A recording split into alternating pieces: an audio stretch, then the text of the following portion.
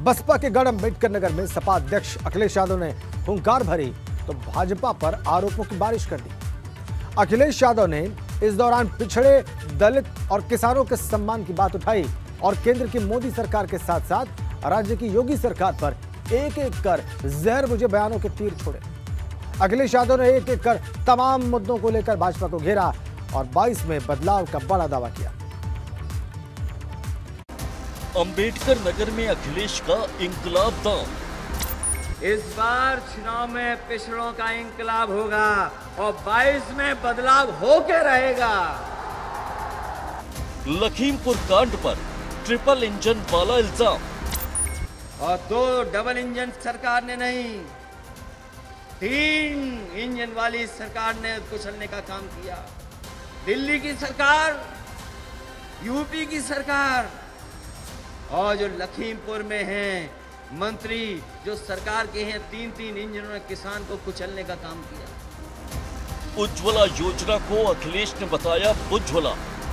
उज्ज्वला योजना के नाम पर सिलेंडर दिए गरीबों को, हर गरीब को सिलेंडर दे दिया। सिलेंडर बांटे जा रहे थे।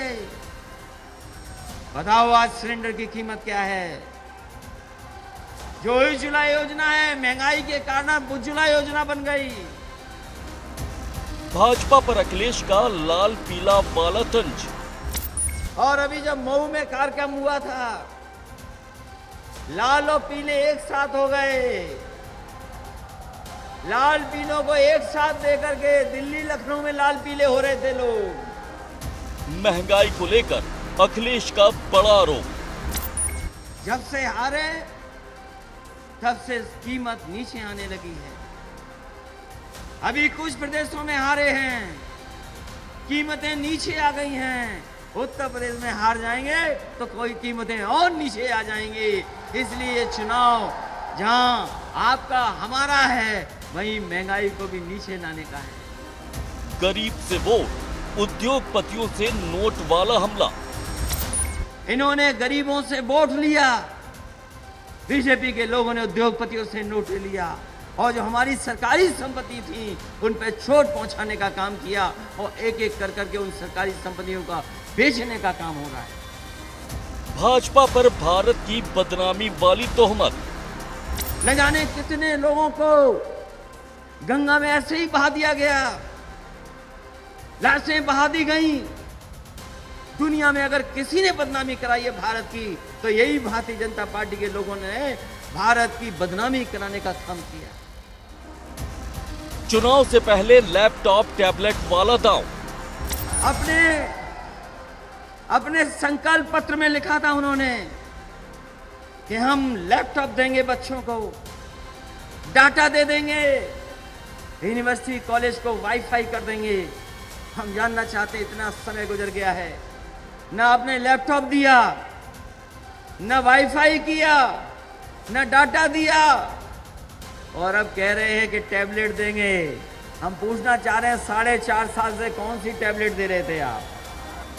चुनाव से पहले लैपटॉप बुलडोजर वाली जंग। इसलिए नौजवान साथियों, आपका मुख्यमंत्री ऐसा नहीं हो जो लैपटॉप चलाना नहीं जानता, क्योंकि लैपटॉप चलाना नहीं जानता इसलिए उन्होंने लैपटॉप बांटने का नहीं काम किया। कौन मान लेगा कि हमारे बाबा मुख्यमंत्री लैपटॉप चला लेते हैं? अरे हम तो कहते हैं एक दिन हो जाए, लैपटॉप लेकर के आओ, बुलडोजर लेकर के मत आओ, लैपटॉप लेकर के आओ। ठोको नीति पर अखिलेश का चुनावी तंज। और जो ठोको नीति चलाते थे, जो ठोको ठोको कहते थे सुबह से लेकर शाम तक, बताओ उनके सांसद लोग कूटे जा रहे हैं कि नहीं कूटे जा रहे हैं? 22 की जंग में झूठ के फूल की एंट्री।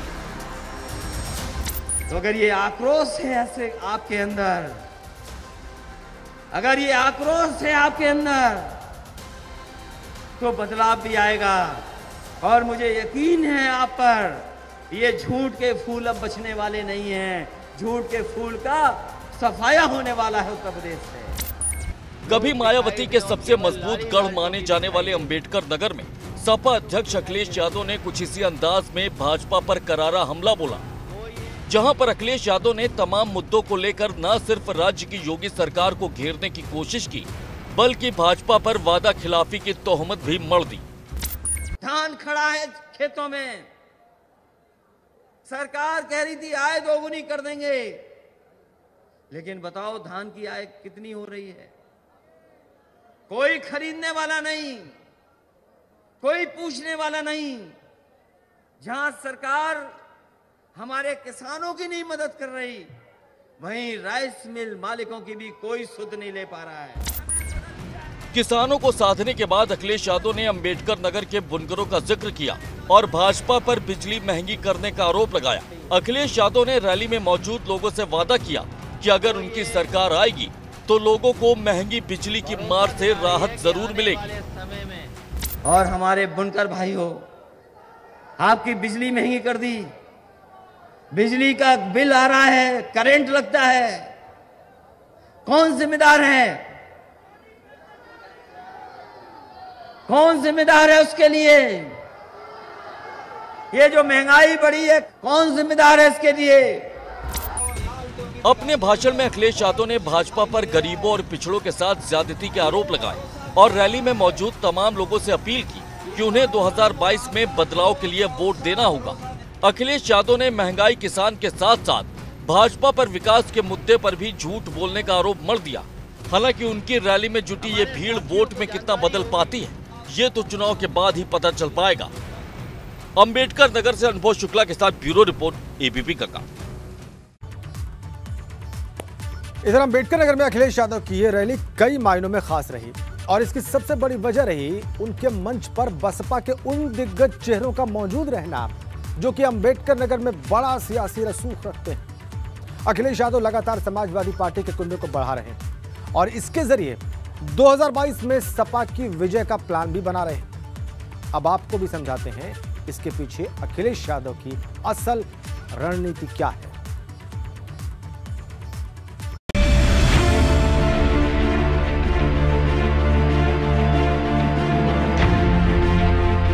समाजवादी पार्टी के अध्यक्ष अखिलेश यादव ने 2022 की चुनावी बिसात पर अपने मोहरों की जगह तय करनी शुरू कर दी है और इसकी बड़ी तस्वीर अखिलेश यादव की अंबेडकर नगर में हुई रैली में भी देखने को मिली, जहां पर एक मंच पर बसपा से सस्पेंड किए गए और कभी मायावती के बेहद करीबी रहे राम अचल राजभर और लालजी वर्मा भी मौजूद रहे। दोनों ही बसपा के कद्दावर नेता रहे और अंबेडकर नगर में इनका बड़ा प्रभाव है। पहले आपको राम अचल राजभर के बारे में जानकारी देते हैं। राम अचल राजभर 1993 में पहली बार बसपा से विधानसभा पहुंचे। 1996, 2002 और 2007 में लगातार बसपा विधायक रहे। 2007 में मायावती सरकार में परिवहन मंत्री रहे और 2017 में भी अकबरपुर सीट से विधायक बने। वहीं अब आपको लालजी वर्मा के बारे में भी जानकारी देते हैं, जिनका नाम बसपा के कद्दावर नेताओं में शुमार होता है। लालजी वर्मा 1986 में पहली बार एमएलसी बने। अंबेडकर नगर की टांडा सीट से 5 बार विधायक रहे। 1997 में मायावती सरकार में कारागार मंत्री रहे। 2002 में मायावती सरकार में चिकित्सा शिक्षा मंत्री रहे और 2017 में अंबेडकर नगर की कटहरी सीट से विधायक बने।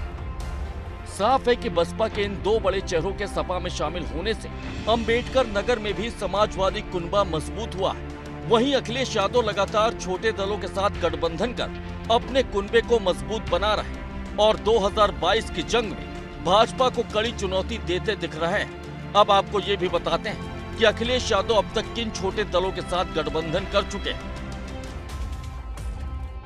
महान दल के साथ अखिलेश यादव ने गठबंधन किया है। महान दल का असर आगरा और आसपास के इलाकों में। ओम प्रकाश राजभर की सुभाषपा के साथ भी सपा का गठबंधन है। सुभाषपा पूर्वांचल के कई जिलों की सीटों पर असर रखती है। जनवादी पार्टी सोशलिस्ट के साथ भी सपा का गठबंधन है।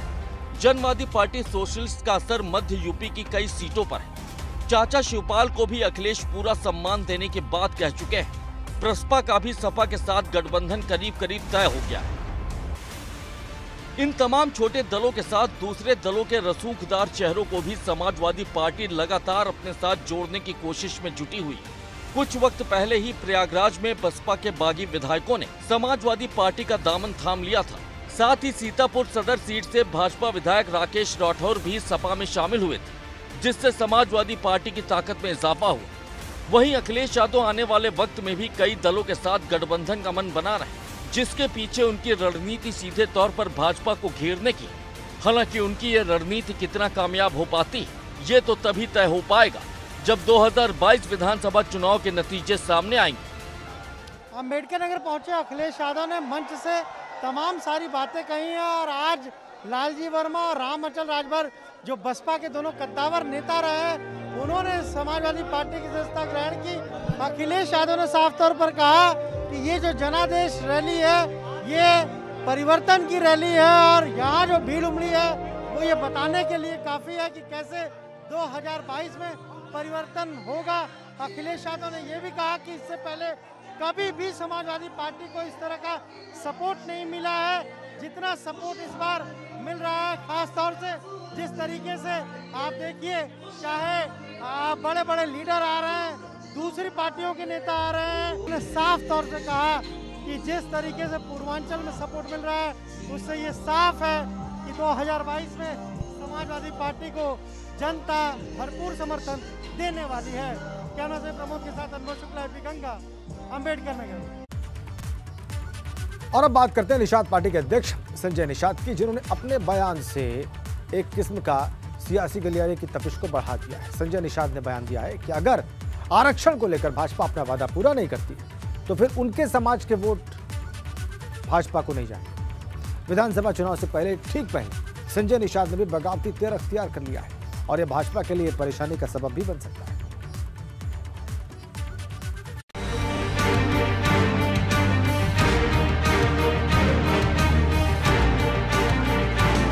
ये हमारे समाज के लोगों ने एक बात अब आवाज देना शुरू किया कि आरक्षण नहीं तो वोट नहीं। कुछ इसी अंदाज में निषाद पार्टी के अध्यक्ष संजय निषाद ने भी मोर्चा खोल दिया है और साफ साफ कहा है कि अगर आरक्षण पर किया अपना वादा भाजपा पूरा नहीं करती तो आने वाले विधानसभा चुनाव में उनके समाज के लोग भाजपा को वोट नहीं देंगे। दरअसल संजय निषाद ने आरक्षण को लेकर रथ यात्रा निकाली, जिस पर सवार होकर वो यूपी के तमाम जिलों में चुनाव प्रचार कर रहे हैं। वहीं संजय निषाद की पार्टी का सबसे अहम एजेंडा पिछड़ी जाति के लोगों को आरक्षण दिलाना है, जिसे लेकर अब उन्होंने तल्ख तेवर अपना लिया। संजय निषाद ने साफ साफ कहा है कि अगर भाजपा आरक्षण को लेकर अपना वादा पूरा नहीं करती तो इसका असर उनके भाजपा के साथ गठबंधन पर भी पड़ सकता है। ये हमारे समाज के लोगों ने एक बात अब आवाज देना शुरू किया कि आरक्षण नहीं तो वोट नहीं। तो भारतीय जनता पार्टी को अगर वोट चाहिए 2022 में हमें गठबंधन में लाया है तो उनकी जिम्मेदारी बनती है कि भारतीय जनता पार्टी अपने वादे को पूरा करे। अब आपको ये भी समझाते हैं कि निषाद पार्टी के अध्यक्ष संजय निषाद का ये बगावती तेवर भाजपा के लिए परेशानी का सबब क्यों बन सकता और क्यों संजय निषाद का साथ छूटने से भाजपा को घाटा होता दिख रहा है। दरअसल निषाद यूपी के पिछड़ी जातियों में शुमार होती है। निषाद वोटरों में केवट, बिंद, मल्लाह, कश्यप, नोनिया, मांझी, गोंड आते हैं। यूपी की 5 दर्जन विधानसभा सीटों पर निषाद वोटरों का प्रभाव है। निषाद वोटरों के नाराज होने से भाजपा को झटका लग सकता है। निषाद पार्टी के अध्यक्ष डॉक्टर संजय निषाद पहले भी ऐसे बगावती तेवर दिखा चुके हैं, जिसके तहत पहले उन्होंने डिप्टी सीएम पद की मांग तक कर डाली थी। एक सलाह दिया जा रहा है भारतीय जनता पार्टी को कि 2022 का डॉक्टर संजय का चेहरा जो मुख्यमंत्री बनाने के लिए हम लोग काम कर रहे हैं, उनका चेहरा अगर उप मुख्यमंत्री का लगा दिया जाए तो बहुत आसानी से चुनाव जी, अगर भारतीय जनता पार्टी को फायदा नजर आएगा तो घोषित करेंगे चेहरा। हालांकि बाद में वो अपने बयान से पलट गए थे। वहीं इस बार उनके तेवर ज्यादा तल्ख दिख रहे हैं और इसके पीछे की वजह वो उस आरक्षण को बता रहे हैं जिसकी मांग उनके समाज के लोग लंबे अरसे से कर रहे हैं। संजय निषाद का साफ साफ कहना है कि अपने समाज के आरक्षण की लड़ाई वो दिल्ली तक लड़ेंगे और जब तक आरक्षण नहीं मिलता है उनकी ये लड़ाई ऐसे ही जारी रहेगी। 9 तारीख से हमारे लोग हर जिले में धरना प्रदर्शन करेंगे, क्रमिक करेंगे, जब तक आरक्षण पर दस्तखत न हो जाए, उस पर इनका मजबार का मिल न जाए, संविधान में लिखा हुआ न मिल जाए, तब तक वो धरना देंगे। यूपी विधानसभा चुनाव में भाजपा के लिए निषाद वोटर बेहद अहम है, जिनका बड़ा तबका अगर भाजपा को वोट देता है तो इसका फायदा पार्टी को 2022 के रण में जरूर मिलेगा। लेकिन चुनाव से ठीक पहले जिस तरह से निषाद पार्टी के अध्यक्ष संजय निषाद बगावती तेवर दिखा रहे हैं, उससे भाजपा की रणनीति पर इसका असर देखने को मिल सकता है। हालांकि ये भी सच है कि ऐसा पहली बार नहीं हुआ है कि जब संजय निषाद ने इस तरह के बयान के जरिए सियासी सुर्खियां बटोरी हो। संजय निषाद पहले भी ऐसे बयान देते आए। अगर आरक्षण नहीं देती है तो मुंह से बोलो भैया। ब्यूरो रिपोर्ट, ABP कल। घर कौन देगा? गाँव को शहर कौन बनाएगा? तुम्हारा इलाज कौन कराएगा? तुम्हारे बच्चों को कौन पढ़ाएगा? बुढ़ापे में तुम्हारा सहारा कौन बनेगा? चलिए बात करते हैं भाजपा राष्ट्रीय कार्यकारिणी की बैठक की, जिसमें 5 राज्यों में होने वाले विधानसभा चुनाव को लेकर महामंथन किया गया। राष्ट्रीय कार्यकारिणी की बैठक में प्रधानमंत्री मोदी ने भी हिस्सा लिया और भाजपा के तमाम बड़े नेताओं को जीत का मंत्र दिया। वहीं सीएम योगी आदित्यनाथ ने भी भाजपा की राष्ट्रीय कार्यकारिणी की बैठक में शिरकत की और इस बैठक में यूपी विधानसभा चुनाव को लेकर भी चर्चा हुई, जो भाजपा के लिए बहुत खास है। दिल्ली में भाजपा का महामंथन, आने वाले चुनाव को लेकर हुई अहम चर्चा। 5 राज्यों में होने वाले चुनाव को लेकर बनी रणनीति। पीएम मोदी ने बैठक में दिया जीत का मंत्र। सीएम योगी ने भी लिया महामंथन में हिस्सा। राजधानी दिल्ली में भाजपा राष्ट्रीय कार्यकारिणी की बैठक में देश भर से आई भाजपा के दिग्गज नेताओं ने हिस्सा लिया, जहां पर आने वाले विधानसभा चुनाव को लेकर चर्चा की गई। वहीं देश के हालात को लेकर भी इस बैठक में भाजपा नेताओं ने महामंथन किया।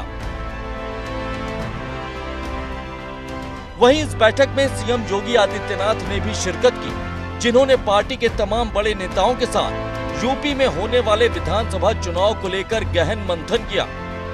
भाजपा की राष्ट्रीय कार्यकारिणी की बैठक को पीएम नरेंद्र मोदी ने भी संबोधित किया, जहां पर उन्होंने भाजपा के तमाम कार्यकर्ताओं को संदेश दिया कि भाजपा में परिवारवाद का हावी नहीं होना ही इसे दूसरी पार्टियों से अलग बनाता है। साथ ही पीएम नरेंद्र मोदी ने तमाम भाजपा नेताओं को सेवा, संकल्प और समर्पण का मंत्र भी दिया। भाजपा राष्ट्रीय कार्यकारिणी की बैठक में कोरोना का मुद्दा भी छाया रहा, जिसे लेकर सभी ने एक सुर में प्रधानमंत्री नरेंद्र मोदी की तारीफ की। प्रधानमंत्री जी की कोरोना को इस कठिन की स्थिति में चुनौती भरे रास्ते से देश को आगे ले जाने के लिए उनकी वैश्विक नेतृत्व के कारण आज विश्व उनको कई विकासशील देश और अनेक विकसित देश उनकी प्रशासनिक पहल की आदर्श मानते हैं। हमारी सबकी सौभाग्य है देश की ऐसे एक यशस्वी व्यक्ति, यशस्वी लोकप्रिय आस्था का केंद्र प्रधानमंत्री जी बने हैं। अब आपको ये भी बताते हैं कि दिल्ली के MDMC कन्वेंशन सेंटर में हुई भाजपा की बैठक में क्या कुछ खास हुआ। 1.5 साल बाद 36 इकाइयों के 346 सदस्यों की बैठक हुई।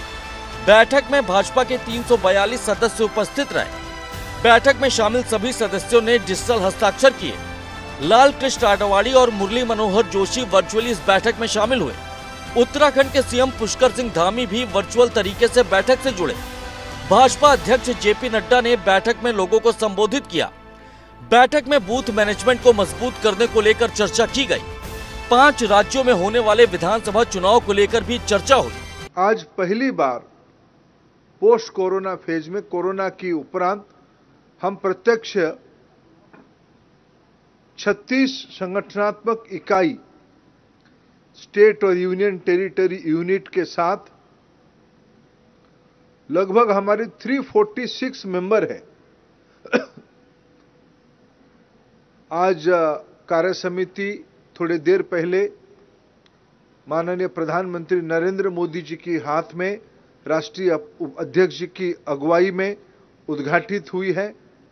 भाजपा की राष्ट्रीय कार्यकारिणी की बैठक में यूपी और उत्तराखंड में होने वाले विधानसभा चुनाव को लेकर खास तौर से गहन मंथन किया गया, क्योंकि दोनों राज्यों में चुनाव बेहद करीब है और हर वक्त चुनाव के मोड में रहने वाली भाजपा के लिए ये बेहद अहम भी है।